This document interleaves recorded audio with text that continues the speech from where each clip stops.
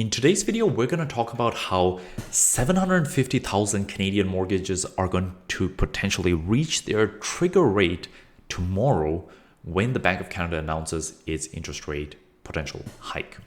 In today's video, we're going to explain the trigger rate. We're going to go into how that actually impacts you if you hold a variable rate mortgage with a fixed payment. And I'm going to share why some of these news headlines that may appear scary may not actually have that much substance to it. Now, before we go into it, my name is Koukun. I'm a real estate investor and I run a real estate team here in the Niagara region. And we have a real estate investment tour coming up this Saturday. So if you're interested in checking out some of the projects that our past clients have purchased, there's a link in the comments below. And I'm going to roll a quick promo for that tour now. Hey guys, Koukun here. We are at a investment property in the city of Welland and we just completed our investment tour. So these investment tours, we take out some of our new clients to check out a few different projects that are either currently under renovation or complete, just to get an idea of the before and afters. We typically go through the numbers on a project like this, sort of purchase price, after repair value, go into the rental numbers if it's already been rented. So if you're interested, click the link below. All right, so again, the link is in the comments below if you're interested in signing up. It's completely free. And the reason we create this is for those of you who may be interested in working with us to be able to see the projects that we ask our clients to buy, and just a chance for you to ask any questions that you may have. All right, so here's the article. It's on stories.com. 750,000 Canadian mortgages at risk of rising trigger rate payments this fall. And they talk about how there were $260 billion worth of variable rate mortgages that were originated between March of 2021 and February of 2022 with a rate of 1.58%. And there's a risk of a reset. And it's interesting. They talk about the fact that Canada doesn't allow for negative amortization, so it triggers a payment reset. While that is true in theory, in practice, it is actually not. So let me dig into it. So there's 5 major Canadian banks and National Bank, but for now I'm going to work with these 5 here, of which 4 of them offer fixed payment variable rate mortgages. Those are TD, RBC, BMO, and CIBC. From the experience that I've had with my clients, Scotiabank does not seem to have fixed payments, so their payments seem to go up at every interest rate hike. So what is a trigger rate? A trigger rate is when your mortgage interest is greater than your mortgage payment.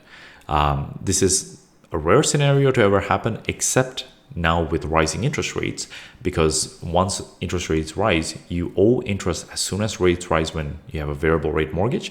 But if your payments stay the same, there is this odd scenario where the interest is actually greater than your monthly payment. Why does it matter? So of course, the first thing is you lose your mortgage pay down. So when the interest is the entire payment, obviously none of that is going to principal. Your payment becomes interest only. The thing that people worry about more, however, is the potential payment increase. And here is where it's not as straightforward as it seems. With RBC, the payments increase as soon as the trigger rate is reached. So this is the most straightforward one. So for example, if the interest gets to $1,100 a month and your mortgage is $1,000 a month, then your mortgage gets adjusted to $1,100. So you end up having an interest-only mortgage for the remainder of your term. So if you have a 5-year term, 4 years left, at the end of the 4 years, then your payments will reset. But during those 4 years, you have that time to prepare for it, in essence. The increase only is done to cover the mortgage interest. With BMO and CIBC, it gets a little bit more complicated, but actually it is a huge benefit for those of you with mortgages with BMO and CIBC. They have a 105% rule of the initial mortgage. The way it works is that the payments increase only when the accrued interest increases the mortgage balance to 105% of the initial mortgage. Essentially, this is negative amortization. Even though in that article they say it's not allowed here in Canada, this is essentially negative amortization, at least for the period of the term. After the term is up, everything gets reset. That is always the case. Here's how it works in an example. So this is actually a mortgage that I have on my primary residence. I started with a $388,000 mortgage. It currently sits at $379,000. I started with a 1.4% interest. It's currently at 3.6%. What essentially happens is that the interest payment needs to become greater than my monthly payment, and that difference gets accrued every single month. That accrued interest needs to reach $28,400 to increase the balance of my mortgage to $407,000 before my payments go up. This is likely not going to happen in the remaining 4 years of my term unless rates go. In order for this to happen, the rates would have to go somewhere between, I don't know, maybe 15 to 20%, maybe not quite that, maybe 10 to 15%, and take probably about a year and a half before this threshold is reached. So it is a huge benefit for those of you who have these mortgages if you want to keep your payments the same. Now, not everyone wants to keep their payments the same. If you want to pay off the mortgage within a short amount of time, this doesn't help you at all because you're paying extra. For those of you who are real estate investors, I deeply appreciate this benefit because it allows my property to keep its positive cash flow by keeping the payments the same. Even if, it's accruing interest, the mortgage balance is increasing. The reason that doesn't worry me as much is it gives me time to increase my rents, to allow inflation to take place for the rents to increase. And at the same time, the value of the dollars that I've borrowed is going down over time because of inflation, which is causing all of these interest rate hikes. So the more time there is for me before I need to pay these higher interest rates, it allows the value of these dollars to go down. And the number stays the same, but when the value of money decreases, it shows up in higher asset prices, higher rental rates. So even though those numbers are going up, it may be because of increased demand, right? But it may also be due to simply the value of the dollar going down. So a bit of a complicated topic. However, the more time you have and the more margin of safety you have with that cash flow to wait it out, I think those are huge benefits if you're a real estate investor.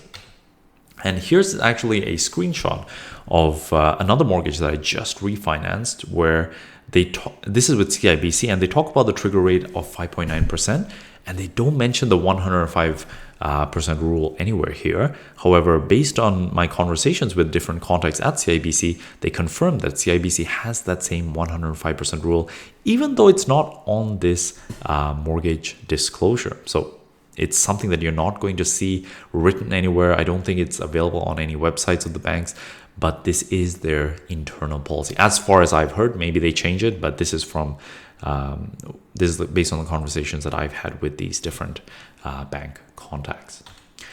How does this all affect you? So when it comes to real estate investing, this is my simple framework. I want to own a good house in a good neighborhood.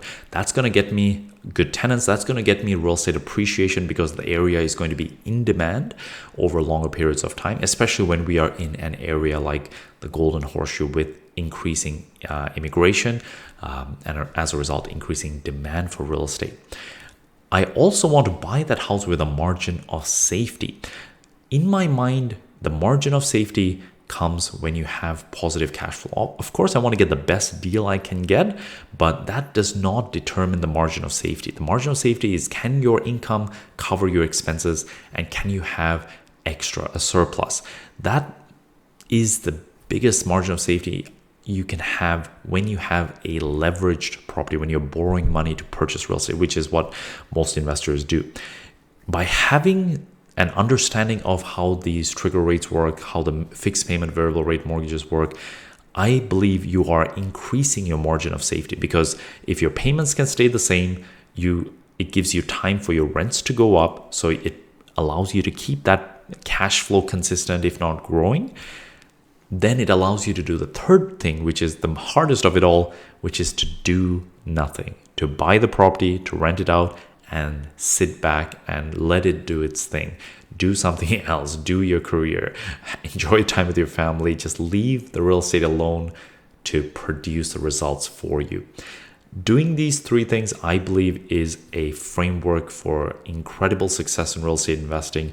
And the margin of safety is something we focus on a lot here. We do a lot of real estate deals where we're doing crazy amounts of renovations to create positive cash flow, because that protects us. We need that margin of safety. We need the properties to be in good neighborhoods. We don't want to buy properties in the roughest parts of town where we're not going to attract good tenants and just have hassle, because those type of properties, it's hard to do nothing. It's hard to hold on to it for a long period of time because of the headaches you're going to face. So these three things in combination, I believe, will result in great real estate success, and the trigger rates is all part of that. So hope you found this video helpful. If you have a mortgage with TD and you've called them to ask them about the trigger rate, let me know in the comments below. I don't actually have a mortgage with TD, so I haven't been able to find out just how they treat trigger rates. And if you have any questions about trigger rates, comments, definitely let me know in the comments below. If you enjoyed this and you haven't already, definitely subscribe to our YouTube channel. We're going to post more content like this, especially tomorrow with the potential interest rate hike. And if you like the video, give us a thumbs up. Until next time, all the best.